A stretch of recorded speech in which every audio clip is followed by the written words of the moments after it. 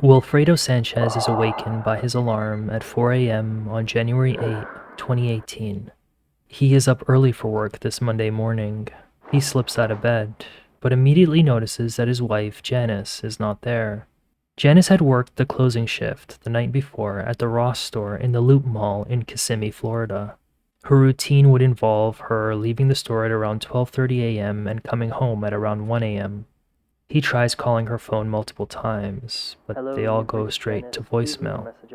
He thinks she could have had car trouble at the store, so he heads over to the mall, but he doesn't see her or her car. He thinks to himself that her brother had perhaps arrived from Puerto Rico as a surprise, and she may have been picking him up. So he finishes getting ready and goes to work. About 45 minutes later, he gets a call from his mother-in-law, who lived with him. Janice, she said, did not return. Pieces of the story would slowly emerge in the following days as to what happened to Janice. It is a story so mind-boggling, it almost borders on fiction.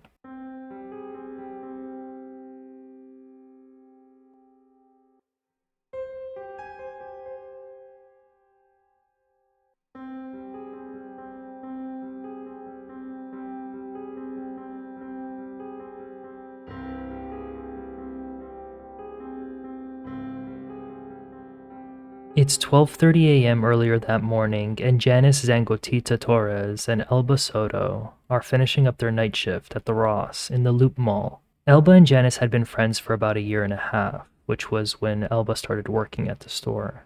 The pair chatted about various things, including a weird incident that weekend in which the store was getting calls for their supervisor, Leslie. But every time Leslie would pick up, the person on the other line would hang up. The pair close the store and walk out together.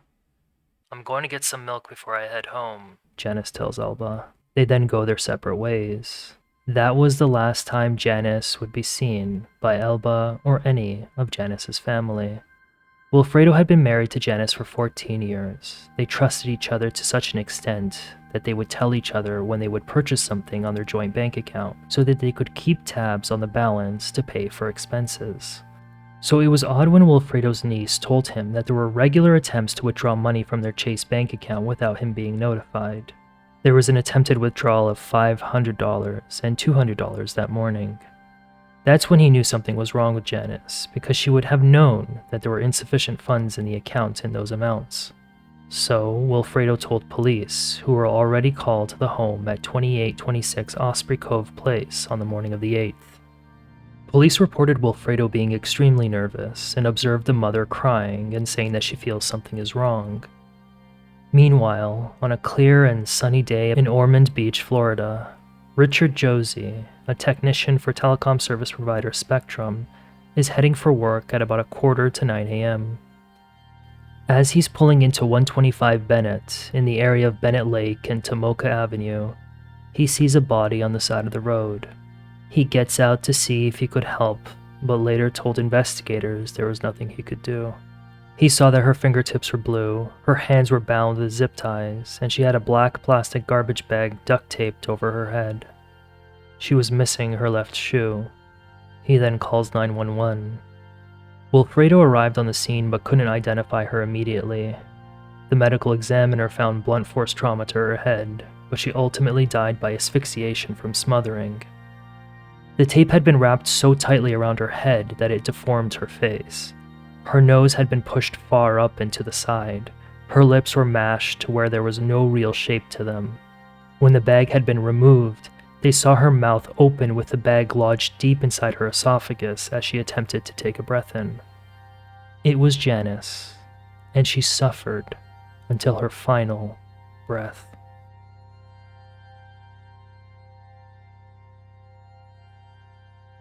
42-year-old Janice came to Florida in 2015 where she was excited to start her job at Ross. She was especially happy to land the job because she barely spoke English and thought nobody would hire her because of the language barrier. She did her schooling at the University of Puerto Rico at Ponce. She was described as a wonderful mother to her son Alejandro. She was also described by family as a woman who never got in trouble. Her mother said she was very friendly and caring, and she never gave her parents an excuse to spank her. Quote, She never did anything wrong, her mother Carmen said of her. She only loved and treated people for so many years of working in Sears and Ross. Carmen added that she was very close with her family, always complimented her cooking, and had an infectious smile. She was said to never judge anyone, having not been heard saying a bad thing or cursing at anyone. No matter what offense you would do to her, she never tried to fight you, said her niece, also named Carmen. She added that her mother had been having anxiety since Janice's death, which knocked her out of work. Her cousin remarked that her days are full of fear for her and her daughters when they're not home. She always said I was the light of the family, Janice's niece said. And here I wish I could tell her that she was wrong.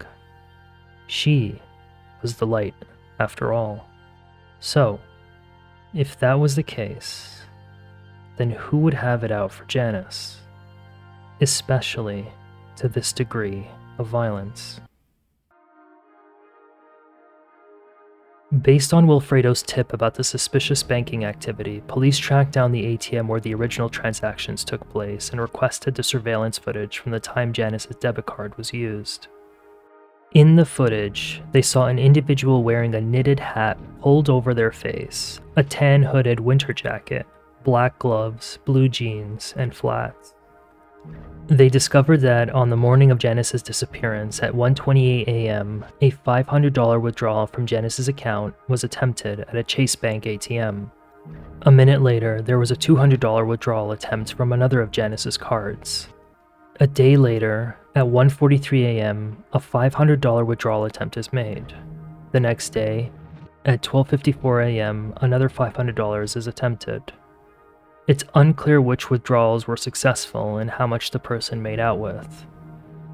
Police hold a conference and figure that whoever is doing this is unlikely to stop. So, they split up and set up surveillance at all the Chase ATMs along the I-4 corridor on the night of January 11, 2018.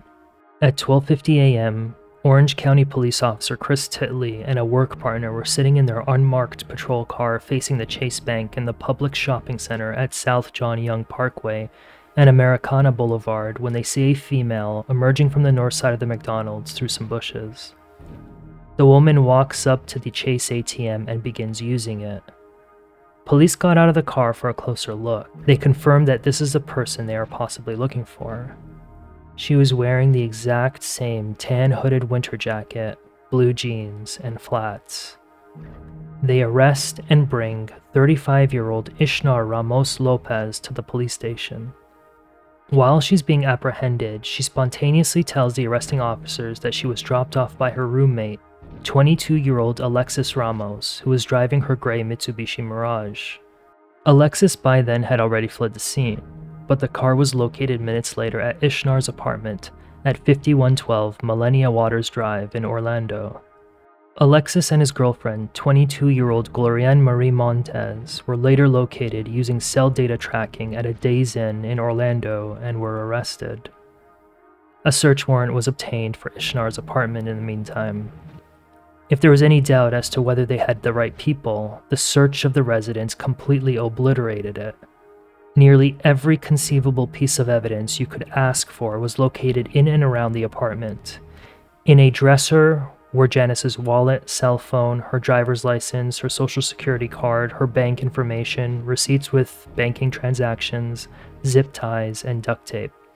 In a cabinet under the sink was a box of garbage bags with red drawstrings.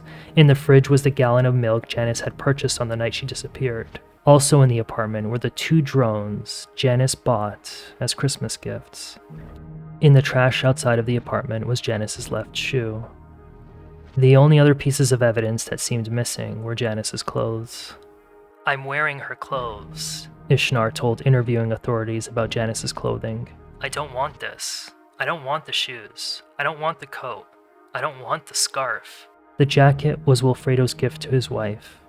Inside were both of Janice's Chase Bank cards.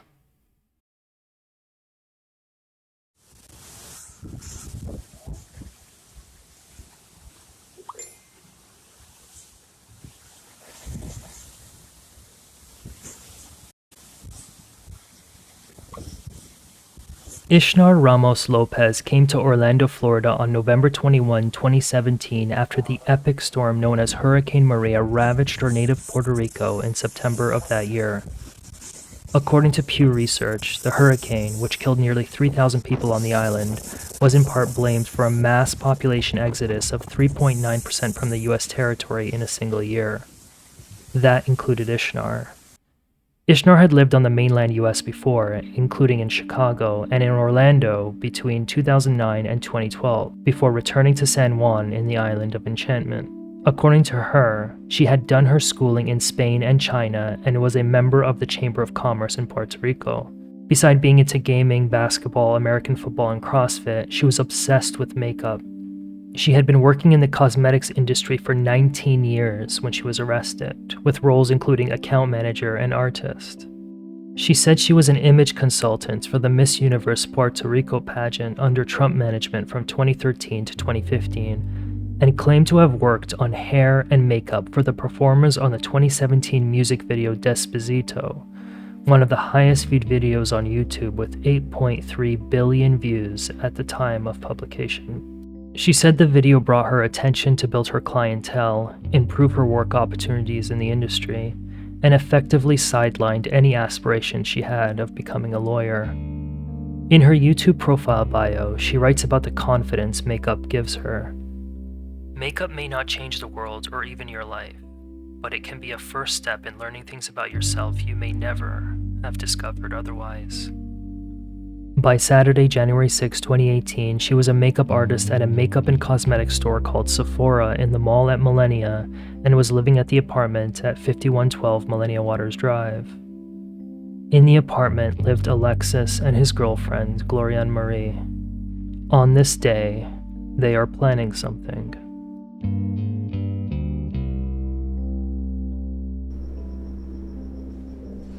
That night, the trio went out to the Ross parking lot where Janice worked. They were kicking it back in the dark in Ishnar's gray Mitsubishi Mirage, car turned off, with the lights of the Ross illuminating the lot. "This is her," Ishnar told Alexis and Glorian, handing them a photo of a woman. Ishnar then gets out of the car and is seen looking closely at the license plate of another car in the lot. Meanwhile, Alexis and Glorian head into the store to find the woman. Moments later, they scurry out of the store and tell Ishnar that they found her. At 12:30 a.m., when Janice exits the store, the trio confirm that she is indeed who they are after. Janice then gets into her car and goes to the racetrack gas station. She doesn't know she's being followed. The trio sit back and watch as Janice takes her time at the station. They then follow her home. When Janice turns into her driveway, the group drive by the home without stopping. They then drive back the way they came from, ensuring that they got the right house. They confirm that Janice has entered her home, and then they leave. They plan to come back the next night, and they will bring with them the duct tape, zip ties, and gloves purchased from Home Depot on December 27. The next night, they drive from Orlando straight to Janice's apartment, arriving at about 11:30 p.m. They'll wait for Janice to return from work. Alexis kicks back and plays some music. Glorian at some point goes to pee in the dumpster. Meanwhile, at 12:47 a.m., Janice checks out a gallon of milk from the CVS and heads home. She turns into her driveway, not realizing that she's being watched. She turns off the engine and exits the car. Moments later, screams pierce through the dead night. Alexis had just whacked Janice in the face with a blunt object and stuffed her in the back seat of her own car. Glorian then takes the wheel. The plan is for them to follow Ishnar, who tells police in the interview that she became extremely paranoid, first by the fact that a maintenance man was picking up some trash, so she thinks someone saw them and her license plate. When leaving the area, she says she saw a lot of police officers all over the street. To avoid police, they drive to a BP gas station and park behind the building. Ishnar gets out of the car and enters Janice's car. In the meantime, Ishnar is sifting through Janice's cards, which was attached to the back of her phone case. She pulls out her ID and freezes for a moment and then begins asking Janice a series of questions. Who is your closing manager at Ross? What do you do there? How long have you been there? Where are you from? Are you married? Do you have kids? Janice answers all the questions in a calm manner. Alexis is, at this point, raving about wanting his money. They force Janice to give them her banking PIN code. They then tie her up with the zip ties and drive in Janice's car to the First Chase ATM to withdraw money. They then go back to Ishnar's apartment. They park at the back of the building next to a dumpster and a couple of empty parking spots. Glorian gets out of the car and grabs everything from the car and puts it in Ishnar's apartment. Ishnar and Alexis stay with the helpless victim, who Ishnar said didn't fight back and was not disrespectful. "Please take the money. Just take the money. Just take the money," Janice tells them. Ishnar then tells Janice that she's going to cover her eyes and tells her not to scream. She then begins wrapping the duct tape around her mouth, nose, and eyes. Janice tells her she can't breathe. "I'm going to be killed. I'm going to be killed. Take the money," Janice pleads. At some point, Ishnar puts a garbage bag over her head. Janice finds some strength to break free of her restraints and tries to pull the bag off of her, while at the same time pushing Ishnar with her legs. Janice urinates on Ishnar. Alexis, who is in the driver's seat at this point, jumps into the back seat and starts punching Janice in the head. Janice continued to struggle. Ishnar continued wrapping more duct tape around the bag over Janice's head. Eventually, Janice is suffocated. She had a total of 51 feet of duct tape wrapped around her head. At first, the plan was to put Janice's body in a bathtub and soak her with lime to help with decomposition, but they never ended up doing that. The trio instead left the area and drove northeast toward Ormond Beach, dumped her body, and then dumped Janice's car. They then got back to Ishnar's apartment at around 7 a.m. They then continued life like normal. Ishnar continued trying to milk Janice's bank account. She was seeing someone named Tom, and Alexis and Glorian were about to get jobs at fast food restaurant Checkers on International Drive, according to Ishnar. But Ishnar admitted the crime had been on her mind for the past 4 days. She had increased her consumption of cigarettes and coffee and was barely eating and sleeping. People at Sephora were noticing that she was disheveled and wasn't dressing normally and wasn't doing her hair. She also told police that she feared Alexis, the man known as Gringo. Alexis had it rough growing up on the streets of Fajardo, Puerto Rico. He had gotten himself involved with a bad crowd and had been smuggling and dealing drugs like cocaine in his native land. He had a temper and a mean streak. He had a history of domestic violence against his girlfriends, including against Glorian. He had a son who was killed in violence, according to Ishnar. He had also served time as a convicted murderer, and apparently he was damn proud of that. That's because Gringo pitched himself as a hitman for some extra money. But it wouldn't be until Alexis would find himself in trouble with some bigger hotshots than himself that he would meet Ishnar. One day, Alexis was driving his Kia Sportage in his hometown when he got into an accident. He fled the scene because he had been transporting drugs at the time. Now he needed $4,000 to pay some people. Enter Ishnar, who previously met Alexis through her cousin's daughter after Hurricane Maria.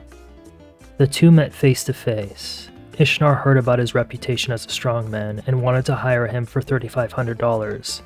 Ishnar told him that she needed the job done in Florida because her target was an employee of the Ross at the Loop. She told him that the target had gotten close to a man named Michael Gonzalez, who worked with Ishnar at a store in Puerto Rico. Ishnar liked Michael a lot, and she wanted to speak with him, perhaps maybe to ignite something between them. But things got complicated when the target, who was an assistant manager at the store, hired him. Now, all Ishnar knew was that the target had left Puerto Rico and was working at the Ross in the Loop, and that Michael had worked at the Ross, at least at some point. With the target was a key piece of information that Ishnar needed to extract: the whereabouts of where Michael lived, because she had information that she visited him at his home.